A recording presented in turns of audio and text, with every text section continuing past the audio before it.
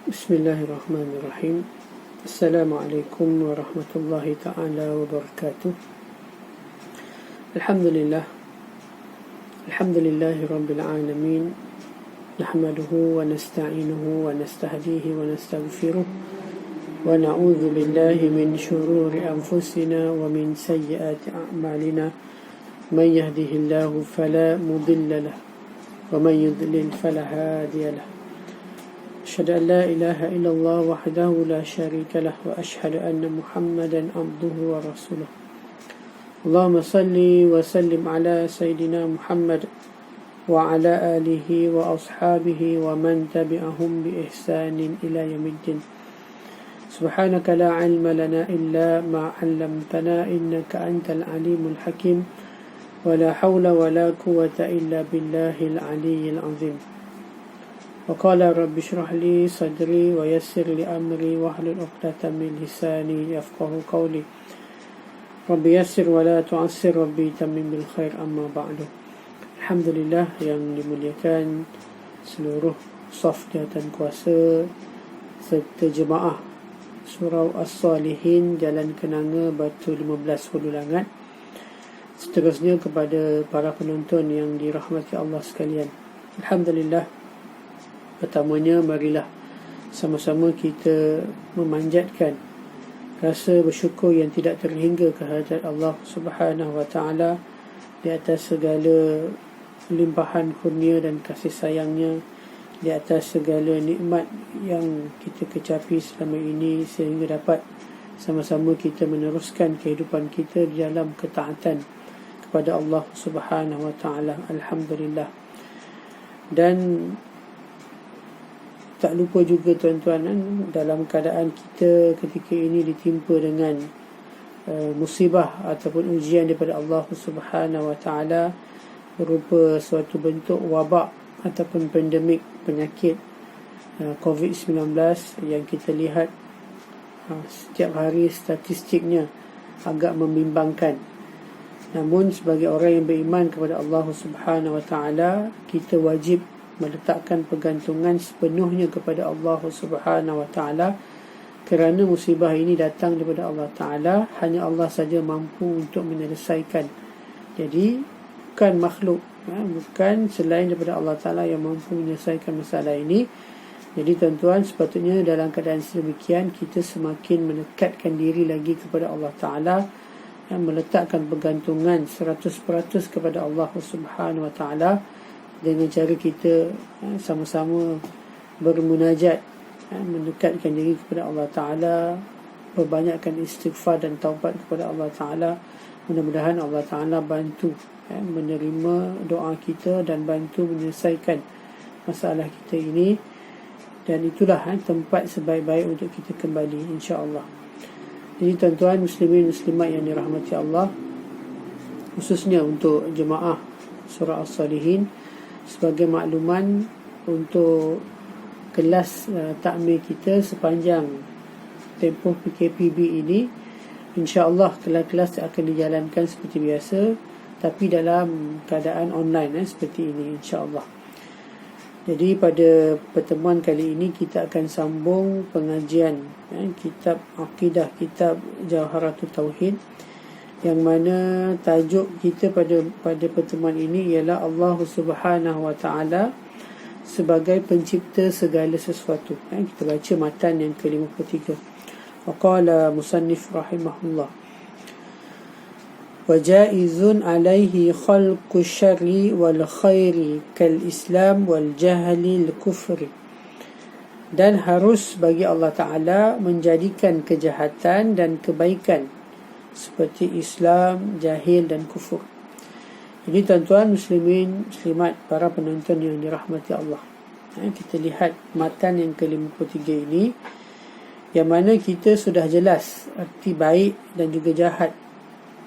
Apa itu baik, apa itu jahat, seperti mana dalam perbahasan yang lepas.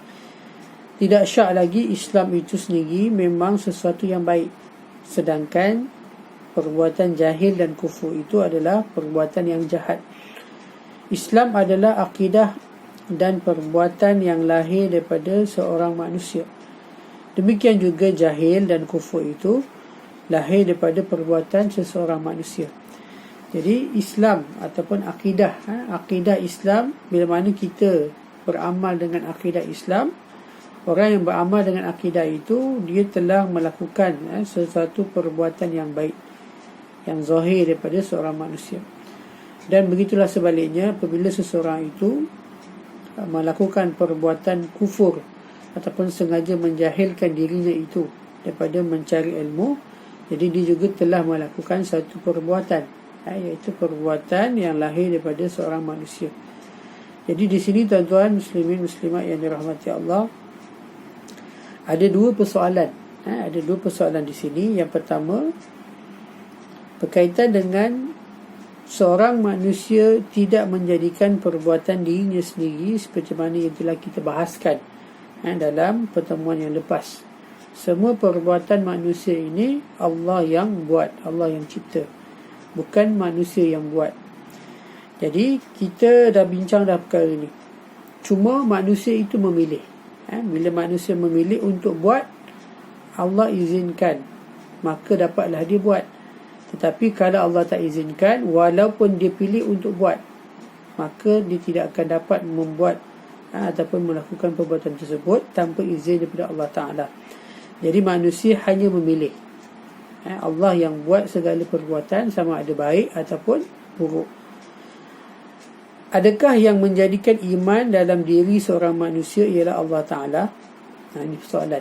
Adakah yang menjadikan iman dalam diri seorang manusia ialah Allah Ta'ala? Dan adakah yang menjadikan kejahilan serta kekufuran juga adalah Allah Ta'ala? Ini persoalan. Jadi jawapannya ya. Sudah pasti Allah Ta'ala lah yang menjadikan iman dalam diri seseorang, dan Allah juga menjadikan kufur ataupun jahil kepada seseorang itu. Jadi jawapannya ya, manusia yang memilih iman.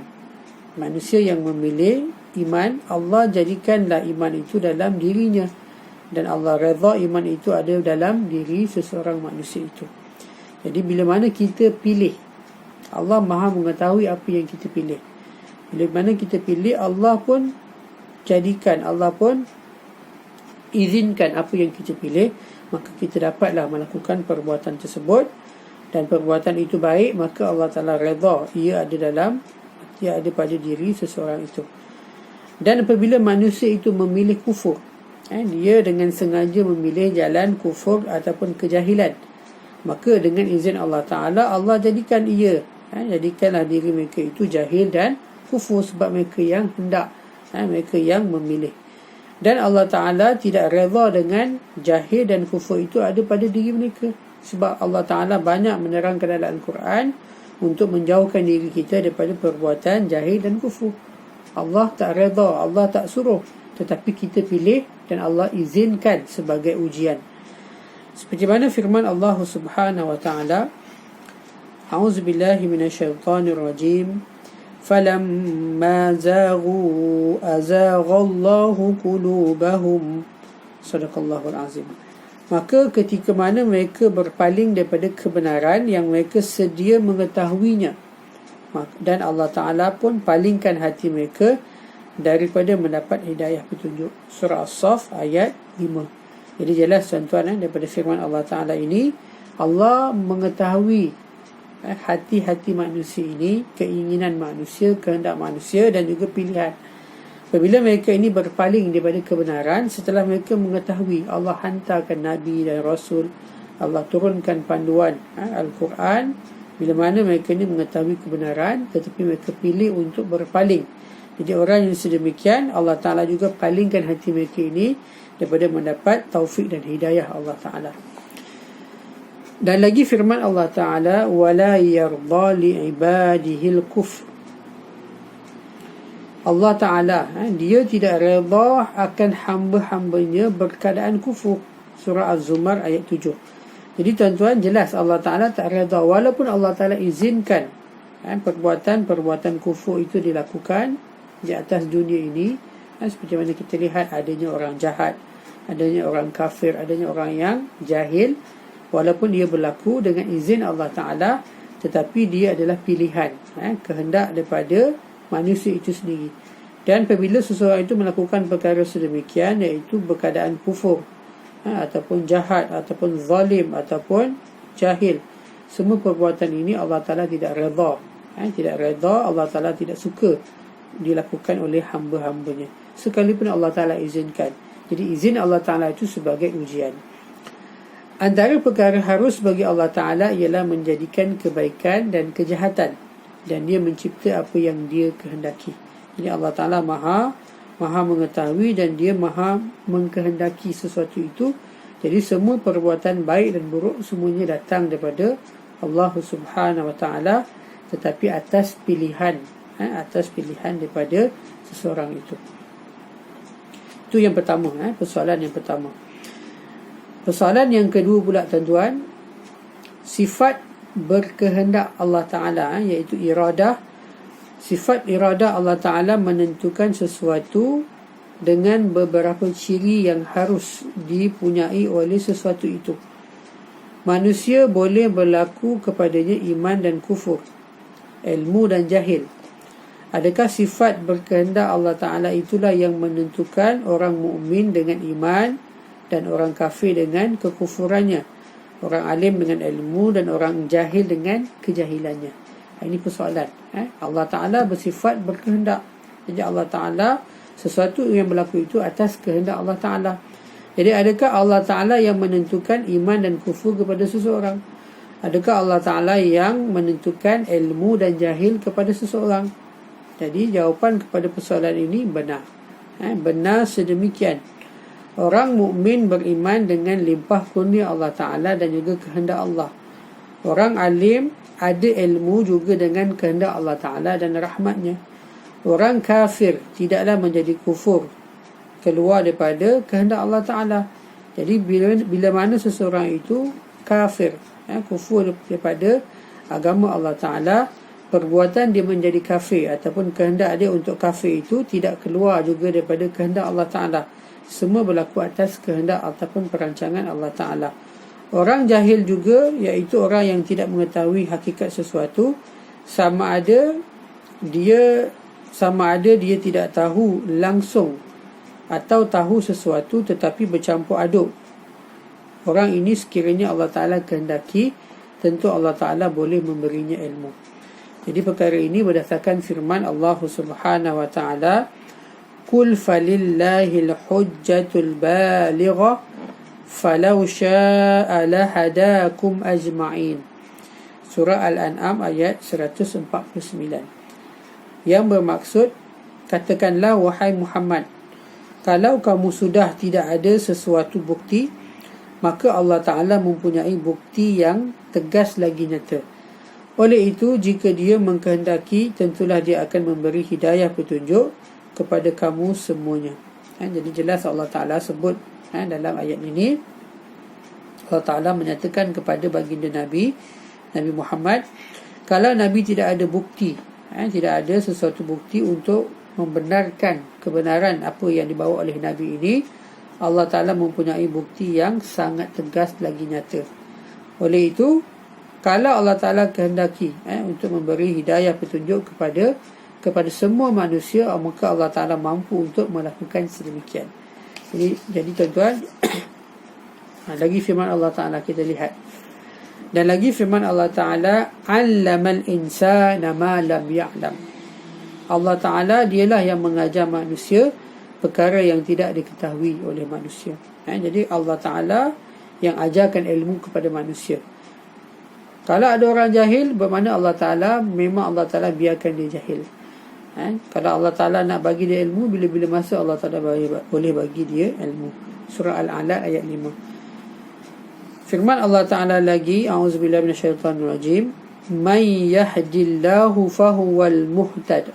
Sesiapa yang diberi petunjuk oleh Allah Ta'ala, maka dialah yang akan mendapat petunjuk. Surah Al-Kahfi ayat 17. Siapa yang Allah Ta'ala kehendaki untuk bagi petunjuk, dialah yang akan dapat petunjuk.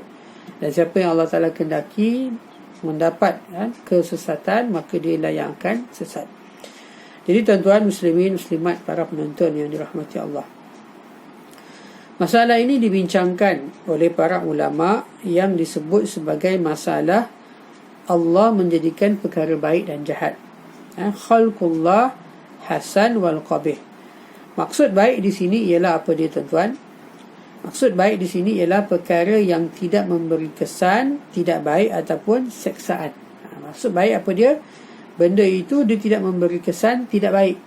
Dia tidak mendatangkan kesan negatif ataupun dia tidak membawa sampai seseorang itu akan diazab seksa oleh Allah Ta'ala di akhirat nanti. Ini perkara baik. Adapun perkara jahat, al-qabih, ialah perkara yang dia membawa kesan dicela. Bila buat sesuatu perkara ini, dia akan dicela, dibenci oleh Allah Ta'ala, atau mendatangkan kesan yang tidak baik, kesan negatif. Sama ada kesan yang tidak baik itu segera dapat di dunia ataupun di akhirat kelak. Wa'alaikumsalam. Akhirat tu maksudnya seksaan Allah Ta'ala, azab Allah Ta'ala.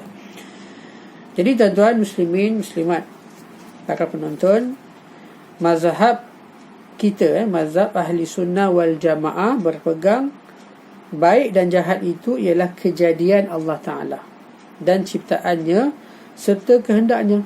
Jadi semua perkara baik ataupun buruk, dia adalah ciptaan Allah Ta'ala dan dia berlaku dengan kehendak Allah Ta'ala. Semua dalam perancangan Allah. Tak ada benda yang berlaku di atas alam ini tanpa pengetahuan dan juga kehendak Allah Ta'ala. Allah redha perkara baik dan Allah tidak redha dengan perkara keji. Manusia pula akan dihisap menurut pilihannya. Jadi walaupun Allah Ta'ala yang melakukan perkara baik dan buruk itu, tetapi itu semua berlaku atas pilihan. Apa yang manusia pilih, apa yang dia hendak buat. Sebab apa tuan-tuan, ada kala perkara yang baik itu hendak dilakukan dan Allah tak izinkan dia berlaku. Contohnya bagaimana tuan-tuan? Contohnya dalam keadaan wabak hari ini, ramai orang kalau boleh dia nak semayang berjemaah di masjid ataupun surau. Tapi dalam keadaan sedemikian, Allah Ta'ala meletakkan satu ujian sedemikian, maka tak mampu untuk kita, tak mampu untuk semua melakukan ibadah secara sempurna di masjid ataupun surau, iaitu solat berjemaah, solat Jumaat, majlis kuliah seperti ini juga tak mampu untuk kita hadir secara langsung kecuali secara online. Ini juga antara contoh tuan-tuan. Jadi bila mana kita ingin melakukan kebaikan, selalunya Allah izinkan, maka dia berlakulah kebaikan dan kita dapat ganjaran pahala. Dan kadang-kadang Allah Ta'ala tak izinkan nak buat perkara baik, maka tak berlakulah kebaikan itu. Tetapi niat seseorang nak buat kebaikan itu tetap dikira sebagai suatu kebaikan dan diberi ganjaran pahala menurut niat masing-masing. Dan begitulah sebaliknya tuan-tuan. Walaupun seseorang itu ada keinginan untuk melakukan kejahatan, kalau Allah izinkan, maka dia boleh melakukan kejahatan tersebut.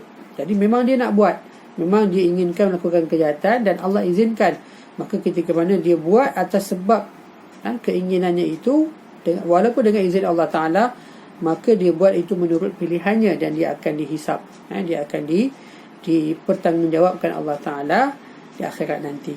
Dan kalau Allah Ta'ala tak izinkan dia melakukan kejahatan, contohnya dah rancang dah nak buat kejahatan, tiba-tiba Allah Ta'ala tak izinkan. Contohnya peristiwa contoh yang kita datangkan dalam kuliah sebelum ini, ketika mana Namrud dan juga pengikutnya, askar-askarnya merancang untuk membakar Nabi Allah Ibrahim dalam unggun api yang besar. Ini memang dah rancang dan memang dah bakar pun, dah campak Nabi Allah Ibrahim, tetapi dengan kuasa Allah Ta'ala, Allah tak izinkan dia berlaku dan api itu tidak membakar Nabi Allah Ibrahim. Jadi kehendak untuk melakukan kejahatan itu, walaupun tak diizinkan Allah Ta'ala, tetap dikira berdosa. Dia akan dihisap oleh Allah Ta'ala, akan diperhitungkan atas jalan-jalan kejahatan, sebab dia merancang untuk melakukan kejahatan dan mencari sebab-sebab supaya terjadinya kejahatan tersebut. Lalu Allah Ta'ala izinkan, maka dia jadilah kejahatan. Ataupun kalau Allah tak izinkan pun, kejahatan yang dia dah rancang itu, dengan keazaman itu, tetap dia akan menanggung dosa di atas keinginannya itu. Dia berbeza dengan apabila kita terlintas nak buat jahat, terlintas nak buat jahat tetapi tak buat, yang tu tak dikira lagi apa-apa. Tapi kalau dia dah berazam dan dia mencari sebab-sebab, cuma Allah Ta'ala tak izinkan, dia tak berlaku, maka dia tetap dikira berdosa. Jadi tuan-tuan muslimin muslimat yang dirahmati Allah, Pendapat ini mungkin kelihatan janggal. Pendapat apa? Pendapat ahli sunnah yang mengatakan baik dan buruk itu semua adalah kejadian Allah Ta'ala, berlaku dengan kehendak Allah Ta'ala. Sekalipun Allah redha dengan benda yang baik dan Allah tidak redha dengan perkara yang keji. Jadi semua manusia akan dihisab berdasarkan pilihannya. Jadi inilah pendapat yang dikatakan mungkin kelihatan janggal, tetapi inilah yang sebenarnya. Ini disebabkan sekiranya kita berpendapat sebegini, iaitu implikasi ataupun kesan daripada menafikan pendapat ini. Apa dia kesan dia? Iaitu sebahagian perbuatan itu bukanlah daripada kejadian Allah Ta'ala dan sebahagiannya bukanlah dengan kehendak Allah Ta'ala, sedangkan itu tidak betul. Jadi kalau kita kata kebaikan itu kehendak Allah Ta'ala, perbuatan Allah Ta'ala, tapi kejahatan bukan perbuatan Allah Ta'ala. Bagaimana ada perbuatan yang berlaku tanpa kehendak Allah? Ada ke benda yang berada di atas alam ini boleh berlaku tanpa kehendak Allah Ta'ala? Itu menunjukkan apa? Kelemahan Allah Ta'ala. Sedangkan kita dengar dalam banyak firman Allah Ta'ala menyebut innallaha ala kulli syai'in qadir. Semua perkara itu dalam kekuasaan Allah Ta'ala, termasuk dalam melakukan kejahatan, melakukan kekufuran, kezaliman, semua dalam kekuasaan, dalam kehendak Allah Ta'ala, dalam pengetahuan Allah Ta'ala. Jadi ini tidak betul apabila kita menafikan perbuatan baik dan buruk itu bukan daripada kehendak Allah Ta'ala ataupun ciptaan Allah Ta'ala. Itu implikasinya ialah menunjukkan kelemahan sifat Tuhan, kelemahan sifat Tuhan. Jadi ini tidak betul. Allah itulah yang menciptakan segala sesuatu. Tidak ada dalam kerajaan Allah Ta'ala sesuatu tanpa kehendaknya. Tidak ada yang berlaku tanpa kehendak Allah Ta'ala, walaupun perkara yang jahat. Tetapi dengan kita beradab kepada Allah Ta'ala, kita nisbahkan dan kita sandarkan kebaikan itu kepada Allah Ta'ala, dan kita sandarkan kejahatan itu kepada diri kita sendiri. Walaupun perbuatan jahat pun daripada Allah Ta'ala, maksudnya Allah izinkan dia berlaku, tetapi atas keinginan seseorang itu. Maka sebagai adab kita nisbahkan itu sandarannya kepada kita. Yang baik daripada Allah Ta'ala, yang jahat ataupun yang lemah itu daripada diri kita. Ini adab kita kepada Allah Subhanahu Wa Ta'ala, walaupun hakikat semuanya datang daripada Allah Ta'ala. Firman Allah Subhanahu Wa Ta'ala, A'udzubillahi minasyaitonirrajim. Wa in tusibuhum hasanatun yaqulu hadhihi min indillah wa in tusibuhum sayyi'atun yaqulu hadhihi min indik kul kullum min indillah fama liha'ula'il qawmi la yakaduna yafqahuna haditha wa ma asabaka min hasanatin famin Allah wa ma asabaka min sayyi'atin famin nafsik wa arsalnaka linnasi rasula wa kafa billahi syahida. Sadaqallahul azim. Allah Ta'ala berfirman yang bermaksud, dan kalau mereka beroleh kebaikan, yakni kemewahan hidup, mereka berkata ini adalah dari sisi Allah. Dan kalau mereka ditimpa dengan bencana ataupun musibah, mereka berkata ini adalah daripada sesuatu naas yang ada pada kamu. Katakanlah wahai Muhammad, semuanya itu yakni kebaikan dan bencana adalah berpunca daripada sisi Allah Ta'ala. Maka apakah yang menyebabkan kaum itu hampir-hampir tidak memahami perkataan, nasihat dan pengajaran? Apa juga kebaikan, yakni nikmat kesenangan yang engkau dapati, maka ia adalah daripada Allah Ta'ala. Dan apa juga bencana yang menimpa kamu, maka ia juga adalah daripada kesalahan dirimu, kesalahan dirimu sendiri. Dan kami telah mengutus engkau wahai Muhammad kepada seluruh umat manusia sebagai seorang Rasul yang membawa rahmat, yakni kebaikan. Dan cukuplah Allah Ta'ala menjadi saksi yang membuktikan kebenaran hakikat ini. Surah An-Nisa ayat 78 hingga 79. Jadi tuan-tuan muslimin muslimat yang dirahmati Allah, jadi kita lihat ayat yang pertama tadi menyebut nikmat dan juga nikmah. Nikmat dan nikmah. Apa itu nikmah? Bencana. Nikmat ni kebaikan. Jadi nikmat dan nikmah itu datang daripada Allah Ta'ala.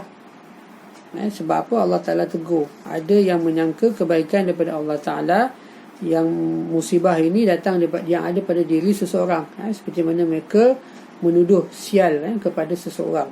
Budak ni pembawa malang, pembawa sial. Sedangkan semua datang daripada Allah Ta'ala. Ini yang nak dibetulkan.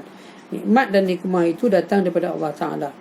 Ayat yang kedua pula menyebut nikmat itu limpahan kurnia Allah Ta'ala. Dan nikmat sementara nikmah iaitu musibah bencana itu berlaku dengan sebab usaha manusia itu sendiri. Dan lagi firman Allah Ta'ala, A'udzubillahi minasyaitanirrajim, wa ma asabakum min musibatin fabima kasabat aydikum. Dan apa jua yang menimpa kamu daripada sesuatu kesusahan ataupun bencana ataupun musibah, ataupun hari ini seperti mana kita ditimpa dengan COVID-19. COVID-19 ini juga satu musibah. Ini jelas kaitan dengan benda yang berlaku di hadapan mata kita hari ini. Kata Allah Ta'ala, apa jua musibah yang menimpa kamu, fabima kasabat aydikum. Semuanya itu adalah disebabkan apa yang telah kamu lakukan daripada perbuatan-perbuatan, kemungkaran, maksiat, dosa, kezaliman yang telah kamu lakukan, maka dia mengakibatkan musibah, bencana ataupun kesusahan yang kita tanggung hari ini. Jadi ini kita kena muhasabah, tuan-tuan.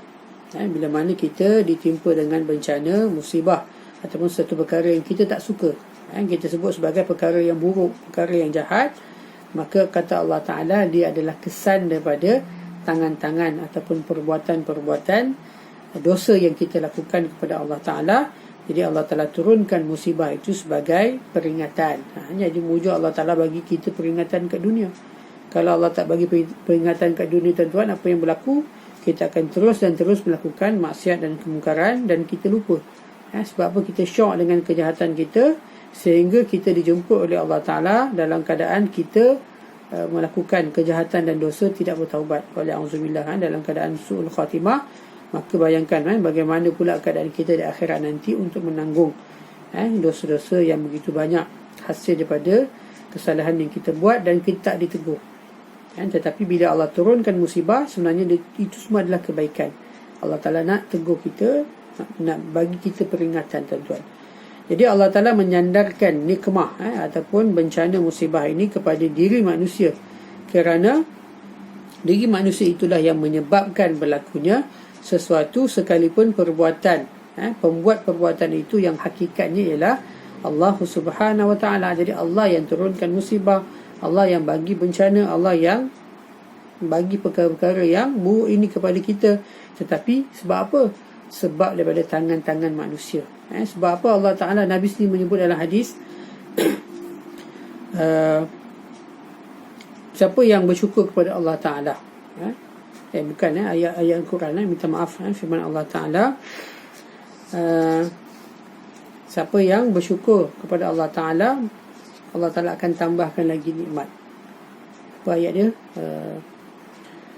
Barang siapa yang bersyukur kepada Allah Ta'ala, wa in kafartum inna azabi lasyadid. La in syakartum, la in syakartum,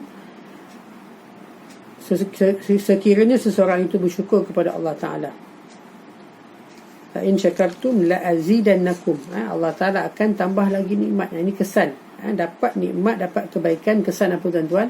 Kesan apabila seseorang itu bersyukur kepada Allah Ta'ala, melakukan ketaatan kepada Allah Ta'ala, jadi melakukan kebaikan kepada Allah Ta'ala sebagai tanda syukur. Bila mana dia bersyukur, Allah akan bagi kesan daripada kebaikannya itu, Allah akan bagi tambah lagi nikmat-nikmat kebaikan kepadanya. Dan begitulah sebaliknya, la in syakartum, dan apabila kamu kufur, kufur nikmat Allah Ta'ala, Allah bagi kebaikan, kita balas dengan kejahatan. Kita gunakan kebaikan itu untuk maksiat, untuk kemungkaran, untuk kezaliman kepada Allah Ta'ala. Wa'alaikumsalam, inna azabi lasyadid. Maka Allah Ta'ala bagi ancaman, kesan daripada kejahatan, kezaliman yang kita buat itu, tak tahu berterima kasih kepada Allah Ta'ala, maka Allah akan azab kita, sama ada azab di dunia dengan musibah, ataupun perkara-perkara yang kita tak suka, atau yang lebih dahsyat lagi, azab di akhirat nanti, wa'alaikumsalam. Jadi tuan-tuan, semua yang berlaku itu iaitu musibah, bencana, adalah kesan daripada perbuatan tangan-tangan manusia itu sendiri. Walaupun hakikat yang membuat perbuatan itu yang sebenarnya ialah Allah Ta'ala, supaya mengajar kita adab dengan Allah Ta'ala. Hakikatnya Allah yang buat, tetapi atas asbab daripada tangan-tangan manusia. Jadi kita sebut disandarkan kepada kita. Ini sebagai adab. Tetapi kita tidak lupa bahawa manusia akan dikira dan dinilai apa yang dipilihnya. Jadi apa yang kita pilih, sekalipun Allah izinkan berlaku, kita yang memilih dan kita mencari sebab-sebab supaya terjadinya apa yang kita nak tu, maka kita akan dinilai dan akan dihisap oleh Allah Ta'ala. Kalau baik maka pahalalah, kalau jahat maka dosa. Justru itu tuan-tuan muslimin muslimat yang dirahmati Allah, isu tentang usaha, yakni al-kasbu, tidak sama dengan kes menjadikan perbuatan sebagaimana yang telah kita sebutkan dalam perbincangan ini. Jadi wallahu alam, apa yang baik itu daripada Allah Subhanahu wa taala, yang lemah dan kurang itu dinisbahkan kepada saya. Ini juga seperti mana yang kita sebut adab kita kepada Allah Taala. Lemah dan kurang pun dengan perbuatan Allah, tetapi dinisbahkan kepada saya sendiri. Wallahu alam. Aku liqauli hadza, astaghfirullahalazim li wa lakum. Wassalamualaikum warahmatullahi wabarakatuh.